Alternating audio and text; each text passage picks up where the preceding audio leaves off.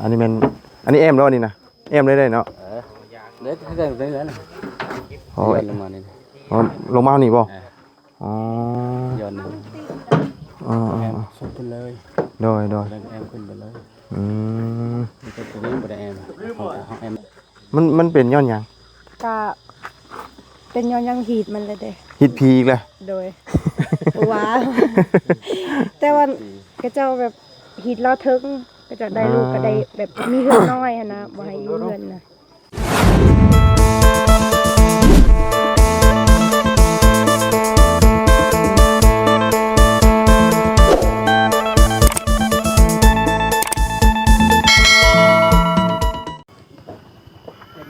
เอาพี่น้องกันเนาะมื้อนี้ก็ได้มายืนอยู่ตรงเฮือนสาวค่ำพี่น้องกันเนาะ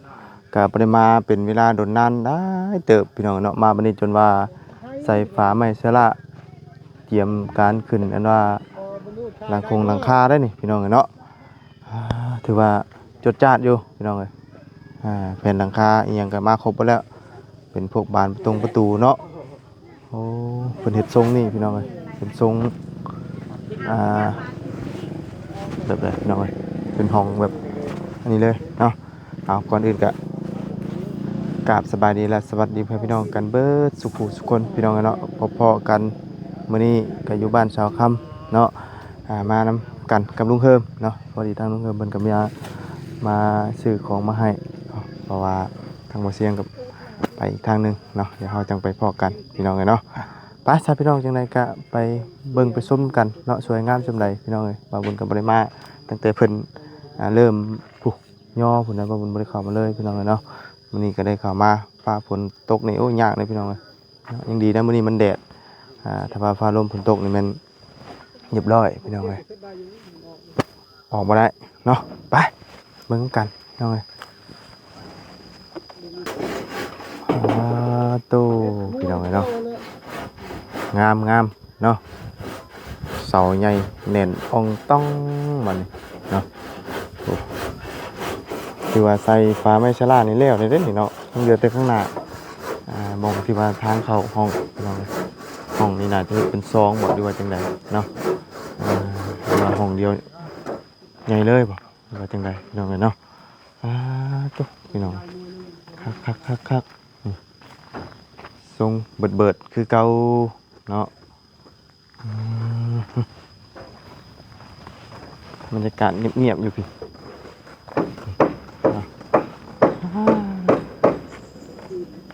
เดี๋ยวแต่หลังคาท่านได้ใส่คากันอยู่นี่เนาะตารางสูงครับโอ้เย็นจ่อยเนาะเย็นแห้งพี่น้องเลย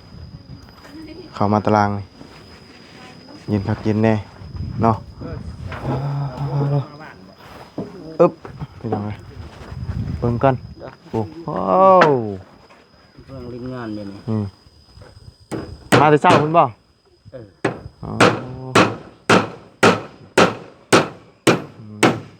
ตอกแนบสนมันไว้เนาะแล้วเขาก็ตัดบอลนั่นโอ้บันไดเนาะบันไดขึ้นฝนตกมาบ่ต้องถึงบันไดเนาะหมดนี้เนาะโอ้ย่างขึ้นจึ๊กโอ้คักแล้วว่ามื้อนี้แล้วว่าอันนี้ไหนโอ้นี่เขาเฮ็ดห้องเดียวได้บ่บ่ต้องกั้นเนาะกั้นฮะกั้นแต่นี่เนาะเพราะว่าถ้ากั้นไปแบบนั้นมันสิน้อยเนาะมันสิน้อยหาตู้หายังมากั้นแล้วก็ได้เพราะว่าเอาตู้มากั้นเป็นย้ายเอาไม้ย้ายแม่นถ้ากั้นไว้นั่นคือว่ามันน้อยแคบเนาะหาย้ายไปมากกันแบบนี้มันก็โล่งดีนะเนาะนี่ก็โอ้งามเลยต่ำอยู่มาสมือว่าสั่งสมือรักการบ่ก็เอาฟาซิล่ามาบ่ได้บ่นี่โอ้มันบ่พอติต้องสั่งมาใหม่จักแผ่น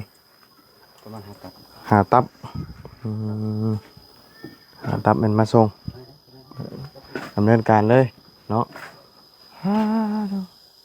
เดี๋ยวนี้เป็นขึ้นหลังคาเนาะเดี๋ยวจะขึ้นหลังคา ราคาใช่ไหมราคาแล้วเลยนะ เดี๋ยวคำฝนตกนี่เฮ็ดบ่ได้เหมือนนี่เนาะคำฝนตกนี่เฮ็ดบ่ได้เหมือนเนาะ ได้ที่ไหน ได้บ่อ๋อเดี๋ยวมันสิมาเลยนี่มืดครึมๆมาเลยเอา เอาเลยตัดเอา เลยตัดเอา ไอ้น้ำมันนี้นะ Ừ. ได้แล้วเอาเลยตัดได้แล้ว Rồi, อันนี้ ตีไม่เสร็จไม่อย่างนี้เนาะ ตีไม่เส้น ลูกติงนี่ยังใส่อีกบ่โอ้ยังตัวบันไดอืม นี่ก็บันไดกับตัวนี้นี่ rồi ที่ลูก โอ้อยู่นี่เนาะอันนี้ก็ใช่เนาะอันนี้เป็นอันนี้เอ็มแล้วอันนี้นะเอ็มได้เนาะ เด็ดให้ได้ได้แล้วนะ โอ้ ย้อนลงมานี่ อ๋อลงมานี่บ่อ๋อ ย้อนหนึ่ง อ๋อ แอมส่งขึ้นเลย rồi แอมขึ้นไปเลย อืม นี่ก็ตัวนี้บันไดแอมของแอมนอก rồi เนาะเวลาอันตัดกันเป็นติดจักรปั่นต่ำแล้วเนาะ หากระมอนเมื่อกี้นะ หากระหมอนนี่บ่ กระมอนแล้วก็ลงที่น้อง rồi โอ้อันนั้นกระตุกเป็นอยู่ไฟว่าติอ๋อประเภทนี้ทั้งนี้น่ะแม่นอหย่างนำบ่ให้เลือดตกยางถึกเคลื่อนบ่เพิ่นว่าน่ะ ชนเผาไปนะ อืม เป็นลาวคนไทยเกิดที่ไทยก็ได้เบิร์ด โดย อยู่คนง่ายก็ได้อยู่คำเฮิรนง่ายก็ได้ อ่า เป็นการเราถึงเขาแบบนั้นเลย โดย บ้านใด เดี๋ยวลงถามเจ้าถิ่นก่อนเป็นจังไดเนาะลงถามเบิ่งอันผู้เพิ่นหยังนับถือผีเนาะฮะเป็นเบิดบ่ ไม่ได้ไปซื้อไม้ฮะเนี่ย อุ้ยโอ้อันนี้ตอกไว้ยังนี่น่ะ บ่ค่อยต้องยึดอันนี้ภาษีอันนี้ให้ห้างกันนะ โอ้เฮ็ดทานบ่อืม ข้าวฝาน โดยเนาะ ตามแพทย์ โอ้ นึกว่าเมื่อไหร่กับผ่านนี่ผ่านนี่ ทางนี้อีกเลย ยามนี่ โอ้ ชุกหลายเลยเนาะ สบายดีสบายดีเด้อเนาะ โดยสบายดี สบายดี โดย อันนั้นเพิ่นเกิดลูกใหม่บ่สาวคำ โดย โอ้ไห้เอกๆอยู่นะ ไห้แรกอยู่ ปอเอ้าประเภทนี้อยู่พี่นั่นบ่ได้อยู่เทิงบ่ โดย มันเป็นย้อนหยัง กะเป็นย้อนยังหีดมันเลยเด้ ฮิตพีอีกเลย โดย ว้าวแต่ว่ากระเจ้าแบบหีดเราถึงก็จะได้ลูกก็ได้แบบมีเฮือนน้อยหั้นนะบ่ให้อยู่เฮือนนะ เดี๋ยวเรากำหนดจังมื้อบัดนี้จังได้ขึ้นไปนั่น กะอิงตาม โอ้ แม่นมันมีนาง กะ4-5 มื้อพู้นแหละ บ่ โดย บัดอันน่ะไปบางบ่อนคือว่าอีหยังจนฮอดอันว่าลูกนั่งว่ะจังได้ขึ้นอยู่เทิงเพื่อน เลือกเราเด้อทางอื่นแต่ว่าทางนี้ก็อิงตามเฮาอยู่ใดหั่นแหละ อืม กันเฮาอยู่ใดแบบ โดย ได้ใหญ่เนาะ แล้วได้ลูกคนแรกบ่ โต ลูกคนที่สอง โดย แม่นบ่ ทีหนึงมันเสียแล้วลูก เป็นแน่นี่ อ๋อบัดนี้ได้ไหม โดย อ๋อผู้หญิงหรือผู้ชาย ผู้หญิงบ่นะ ฝาดบ่ ผู้ชาย ตัวตัวไว้ไปเบิ่งเชื่อไว้ค่ะใกล้ๆเหรอ ไป ไปเยี่ยมมันนี่บ่ ไป อืม ว่า เอาบุญไปเบิ่งได้ค่ะ ไปบ่ หืม ไปบ่ เป็นชายเบิ่งบ่ กะรู้ก็สิเป็นหยัง ไปเบิ่ง ไป รู้ ถา จั ม ก ก่อนเด้อ ฮะ แทบถามให้ก่อนเด้อ เอาไปเบิ่งรู้ ไปถามให้ก่อนบ่า เอาไปเถอะ เอาไปถามจะได้หา ถาม สิมาบอกอ้า อ่า ผมเป็นมา ถามมันเรื่องราวเพิ่นชื่อได้พี่น้องเอ้ยเนาะนี่ประเภทนี้เพิ่นแปลกๆเด้พี่น้องเอ้ยนี่ออกมาคลอดลูกอยู่นี้นี่แล้วจังได้ขึ้นไปถึงเนาะปลูกบ่ได้ไปปลูกข้าวให้บ่เจ้าน่ะ ยัง ฮะ ยัง มื้อใดไปปลูก กะมื้อเดือนนี้สิมามื้อเดือนนี้ เมื่อเดือนนี้จึงปลูก โดย อืมบ่ได้ไปใช้ได้ช่วงนี้นะ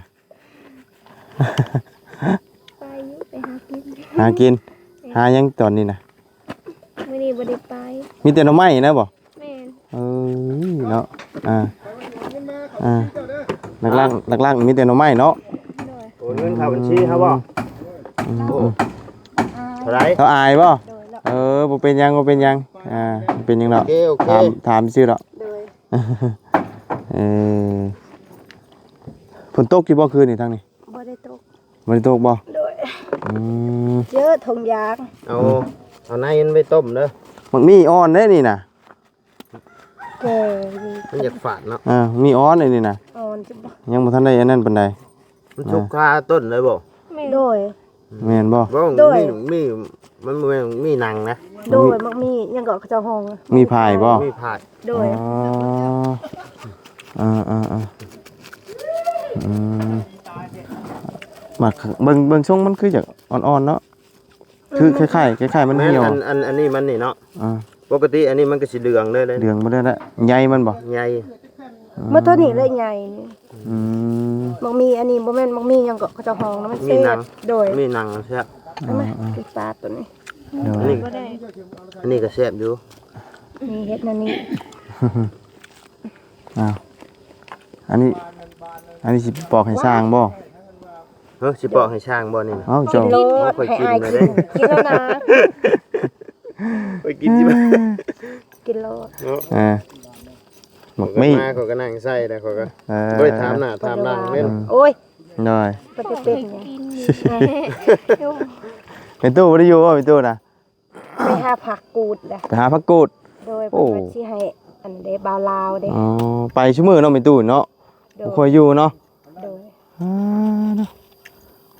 บ่ได้ค่อยเห็นเราอยู่เฮือนนะมีแต่ไปหาหน่อไม้ไปหาผั บ้าก นก็ไป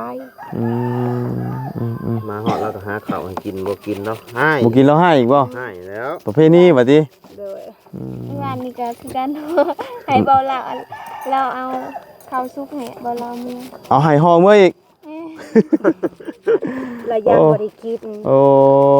ระยะบ่มีข้าวกิน พี่น้องอะ โดย คือเฮาอิ่มมาสิเฮาก็บ่กินคือกันนะเฮา แม่น โดย กินบ่ได้คือกันแหละเนาะกินว่าอิ่มนี่บ่ได้แล้วนี่เฮ็ดจังไดก็ยอมคือกันแหละอืม ไปบ้านอื่นก็ไปก็เข้าบ่ได้ อ่า ทางมีแต่ขี้ตม ทางยากเลยเดี๋ยวนี้นะเนาะ โดย ฝน อ่า ตก ขึ้น วาน ขึ้นไปภูเขาอย่างนี้โอ้มันมืนโดดตกหิวลงไปโอ้บ่ได้ไปใช่ละเนาะ แต่มาบ้านชะคำมื้อนั้นก็ยัง อ่า ลุงเฮิมเฮ็ดค่อยเสียวเลย มันมืนบ่ มื้อนะ โอ้ยเนาะ เบรกก็เบรกบ่อยู่บัดนี้ แดดกับมันกระปก ติด ติ เพื่อนน่ะ เบรกติด โอ้ ตายคัก ติดก็เป็นลงคลอง โอ้ย ทางไอ้สร้างแล้วว่าระวังได้ดอกอ่ะ เนาะ วีลงหันกับพ่อแห้งอีกเจ้า อืม มุนเถอยแห้งมุนห้างเถอยแห้งห้างได้รถก็ได้ โดยไหนซะเนาะ ยาย อันนี้เพิ่นเอิ้นว่าเล่นยางบักนี้ น้ำล้างมือบ่นางน่ะ อืม ล้างวิล้าง อ่า แลอยู่ แต่ว่า ชั่วบ่มีเอาเบิ่งน้ำล้างมือเพิ่นโดเอาซับบ่กินบ่ลงเลยบาด โอ้ยล้างวิ บ่หยอกบ่หยอกบ่หยอกเขาบ่หยอกใจสิหรอก เอ เนาะ อหากเห็นเพิ่นน่ะปอกขายง่ายๆเลยนี่น่ะเนาะจักเพิ่นใช้วิธีใดเห็นเพิ่นอันว่าเฮ็ดเป็นแพ็ค อยู่ว่า ขาย หนองมันหนองนะครับเนาะ แม่นเพิ่นขายตามถ ก็ นน เจ้า ทาง ก็บอกอันนี้แหละปาดนี่แหละกล ปานอยู่หักแต่ว่าจักเพิ่นเฮ็ดได้ไหนเนาะ นี่มันอยากผ่าน อ่าคัก ต้อง เล มี ย น้อย มันมีน้อยเด้ มันมี อันนี้เก มันมีบ่แก่นี่น่ะมีเหี่ยว บ่ว่ามื้อนี้สิพาให้ในนางพาไปอันว่าเอาแง้วก่อน เหี่ยวใช่น่ะ คุณนางเนาะ เอ เอ อ อ ได้ไว้สู้นี่ แมนเอา เหี่ยวมันเหี่ยวหวานบ่คำหวานนี่อย่างอยู่คำผสมนี่บ่ ต้นนี้ ปาน หวาน ใด บ่นาง ท่านได้กินสมัย ยังบ่ทันได้กิน ต้นเจ้าบ่ โดยต้นนั่นนี่แหละเพราะว่าดินน้องนี่เลยดินน้องลง โดย ของอาย อ่าดูถามไม่ใช่ล่ะบ่พอติ แม่น อืมงั้นเนาะ เดี๋ยวให้ขึ้นไปถามให้แล้วก่อนว่าขาดตะตับ เราก็เลยเห็ดตอดๆเตะๆแถวนี้ไปก่อนเนาะ โอ้ย ฝนตกมานี่กันหาส้นนั่นนี่ยังไม่ได้ขึ้นหลังคาเนาะเห็ดชูเมอร์เราอะแต่เห็ดสองคนเนาะ โดย อืม กับน้องและซอย อืม ถ้ากันหามไม้นะขึ้น โดย เถียงกัน ห้องนี้บริกั้นเนาะข้างในเนาะเห็ดแบบว่าใหญ่เลยกั้นบ่ กันนั่นแหละหน่อย กั้นสองห้อง กั้นบ่ กั้นกลาง กั้นกลางบ่ โดย ยันว่าย้อนปล่อยนั่นเลยมันจังโล่งเลย ปล่อยลงบ่งาม เอาตู้เอาอย่างแล้วกันไว้อืมยังบ่ทันได้มีผัวเนาะ เฮ็ดเผื่อแล้วมีผัว ฮะ เฮ็ดเผื่อมีผัวแล้ว เห็นบ่เฮ็ดเพื่อได้บ่ เฮ็ดเผื่อไว้ เพื่อลูกสาวหั่นแหละเฮากับอันนั้น เนาะ ห้องนึงพ่อแต่พ่อกับแม่ก็ห้องนึงเนาะ คืออีเม่และห้องหนึงแม่ตู้ โอ้มีตู้เอาบ่ยากนอนข้างนอกก็ได้มีตู้ฮะ ขนาด ก็อยากนอนไปเล ทาง ย ว่า เนาะ เฮ็ดบ่ยังบ่ยากจะได้ผู้เฒ่าได้ให้ยาก บ่ยากเลย เห็นบ่ฮะ นี่กระตูบแล้วนอนน่ะนี่กระตูบแล้วนอนน่ะคักได้ จักน่าสิขึ้นนอนนำด้วยบ่นี่ อ่า ยันแล้วนอนอยู่หั่นคือเก่า ละนอนอยู่ละ ฮะ จบแล้วก็ว่ามื้อใดเด้เลยแล้วว่า บ่เราจะขึ้นนอนอยู่บ่ โดยพอคนโตกัน โดย อายุซะ เนาะ แต่เฮากับเบิ่งก่อนแหละ โดยเราไปหาผักกูดเนาะมื้อนี้เนาะ โดย ยังทันมาเราไปที่เช้าคุณบ่ไปที่เช้ายังทันมา บ่าวเล่าว่าหาผักกูดให้ได้เด้อละวันตัวสิมื้อละ อืม ข่อยก็สิมีแนวบอกอยู่ อืม แต่ว่าข่อยสิบอกในคลิปข่อยดอก อ่า มีแนวสั่งไปให้ไปหามาไว้ให้อยู่ว่าดี แต่บ่แม่นหน่อไม้เนาะ เกี่ยวกับไม้นี่แหละ ค่อยฮู้แล้วซะถ้าเกี่ยวกับไม้ ไม่บ่งบ่ ไม้เบิ่ง แล้วค่อย คำว่า ได้ยินคือว่าไม้ ไม่พางบ่ ไม้พางไงเด้อจักป้องสองป้อง จริงมีอยู่ในทางหั่นแต่ว่าบ่มีมีดจะเฮ็ด แหม ใส่เลื่อยแล้วตัดเอาจังคัก ใช้ เนาะ ผ้านี่แตกมัน มัน บาง แตกมันบางเนาะ มีดคมๆน่ะบ่แตกได้บ่ได้สิ นี่ใส่เลื่อยอันคือเราตัดนี่นะ ตำกระปุดซื้อกระปุดนั่นแหละ อืม โอ้ยหาสิแนวเฮ็ดให้กินเบิ่งแน่ตุ้ยบ่ตุ้ยน่ะบ่เกรงใจความตุ้ยกันจักดีเลยเดี๋ยว ตุ้ยบ่ได้ลุงเฮิมนะเนาะ บริเวณตุ้ย ลุงพุ่งบ่ ลงพุง อืม ตุยยังกิน ทางนี้ตุย อยู่โรงเรียนคักเลยเนาะ โดย เห็นบ่ โดยว่าโดย เอ้ยบ่ได้ไป เบิ่งไป ทางอื่นบ่ เฮ็ดกิน บ่ได้ไปหาขุดเขียดบ่ ให้กินให้ไหมให้กินให้ ฮะ สร้างบ่ บ่ เคยขุดอยู่บ่เขียดอยู่พี่นะฮะเคยขุดอยู่บ่ฮะ บ่ บ่เคยหาเขียดบ่ บ่ เคยหาจังจ้ะ หน่อไม้ หาหน่อไม้เห็นยอดมันอยู่บ่ เฮ็ด เออมันอยู่ในไหนน่ะ ในป่า อยู่ในป่าโอ้ถูกต้องเออเนาะไปก็ไปจะไปก็ไป ตะเบื่อย เอื้อยคนไหนน่ะ นางงู ฮะ นางงู นางงูว่า บ่แม่น นางนู โดย นางนูว่ะโนว่ะสิบ่ะ หัวโน่นี่ หัวโนว่ะนะแดดมาเด้อบัดนี้เนาะแดดแบบว่าแกมเมฆอันดาฝนสิตกตอนนี้นะมันได้ฮ้อนๆเหือได้แตกเหืออะไรใครย่อยเนาะฮ้อนบ่ โดย ฮ้อนเนาะกินได้บ่ข้าวมื้อนี้ ยัง บ่มีได้กินบ่ โดย อืมกินกับหยังเช้านี่นะฮะ กินกับขี้กลัว ฮะกินกับหยังจืออยู่บ่นี่นะจือบ่ฮะบ่จือชับบาดนี่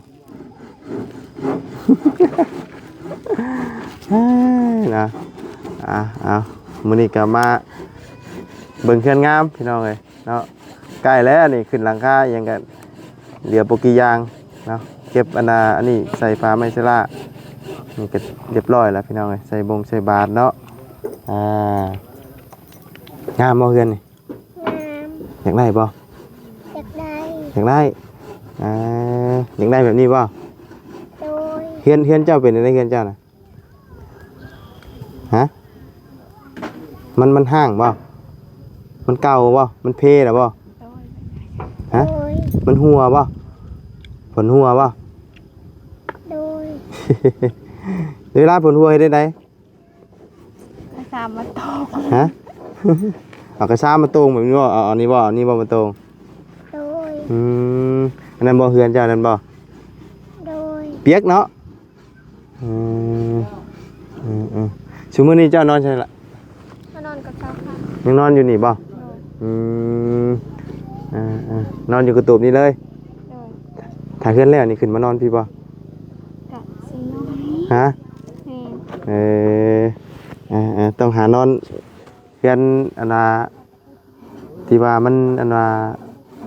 ดีแน่เนาะเพราะว่าบ่ได้ค่อยนอนเฮือนตัวเองแม่นบ่อืม สถานที่มันคับแคบเนาะแล้วก็เป็นชั้นมันหัวเนาะส่วนหลายมิแต่เห็นแต่ไปนอนอันว่าอันแบบตามเพื่อนหมู่เพื่อนครูเนาะเป็นอันน่ะขึ้นผู้ชายผู้สาวนี่เนาะ โดย อ่าแต่ว่าคือสาววงนี่ก็เรามานอนเทือนเราเองได้มันบ่ แม่ อืมแต่ซุมื้อนี้เพิ่นไปเฮ็ดเวียกเนาะ โดย ฮะ แม่เราไปเฮ็ดเวียก บ่ไปบ่ไปเฮ็ดน้ำเพิ่นบ่ฮะ บ่ไป เป็นได้ได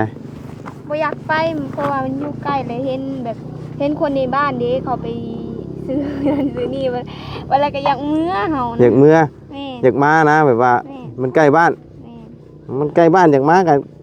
ขี่รถมาเลย มาวันแล้วมันอยู่เลยดิ มันบ่อยากไปเฮ็ดอีก แม่ อื มันอยู่ไกลดิ อดบ่ได้บ่ อืมโยนบ่ได้สำหรับเฮานี่นี่ คิดมุมนี้เจ้าน่ะ เออ เออเดี๋ยว ถ้าสิไปก็ไปอยู่เวียกอยู่สวรรค์เลยนั่นน่ะ โอ้ไปต้องไปให้ไกลแบบบ่เห็นบ้านตัวเอง แม่ อ๋อ เขามีความอดทนเด้เขาไปไกล มันมาบ่ได้ติ แม่ อันนี้มันมาได้ มาได้ มาได้ เอาก็ได้ ย่างลัดมากได้ เดิน เด้อบ่มีความอดทนว่าอยากอยู่ เดิน สาเหตุที่ว่าบ่อยากเฮ็ดแถวใกล้ เดิน เป็นแนวนี้เนาะนี่นะอันนี้ห้อยยังห้อยรถยังนี่นะ ห้อยรถเขาจะเอามาส่งอันนี้ได้สังกะสี มันคาบ่ นี่ โอ้แถวนี้นี่ฝนตกเดี๋ยวน้ำมันเซาะลงเบิดเลยนี่เนาะ เดิน มาเริ่มมันสิโกนเลยแถวเพราะว่าฝนตกแล้วมันทังลงเลยเป็นห้องเลยเนาะนี่ต้องเป็นห้องไหลลงเลยได้นี่นะเอาเนาะแล้วจุไฟเฮ็ดยังน่ะคนกุ้มอยู่นะเราจะไปเฮ็ดกินยังน่ะ แล้วสิลวกผัก เฮ็ดกับข้าวให้ช้างบ่ บ่สั่งว่ากินได้ เฮ็ดให้กินนี่แหละ ฮะ เฮ็ดให้ชุมอ้ายกินด้วยกันนี่แหละ กินข้าวได้เนาะกินได้ก็มาเรียบร้อยเลยกินได้พี่น้องกันเนาะกินกับปิ้งไก่เนาะบ่ได้ไปใส่ทั้งมีตู้ไปหาพักเนาะพักกูด โดย ไปหาไก่บ่ ไก่แคมป่วย แก้มห่วยไปผู้เดียวแล้วบ่ ผู้เดียว ไปชั่วโมงดีเนาะเนาะ บางมื้อน่ะเราเป็นไข้เราก็เลยอยู่เฮือน อ๋อ เราเจ็บท้องอยู่เด้ชาวคำเราซื้อยาให้กิน ได้ เราอยู่มื้อใดเราเป็นไข้เราอยู่ ได้ ดีมากเลยเราก็ไปไปนี่บ่ได้หยุดบ่ได้ซักไปตลอด เนาะไปอย่างเดียวเลย ไปเผื่อบ่ได้ไปหาพักกะ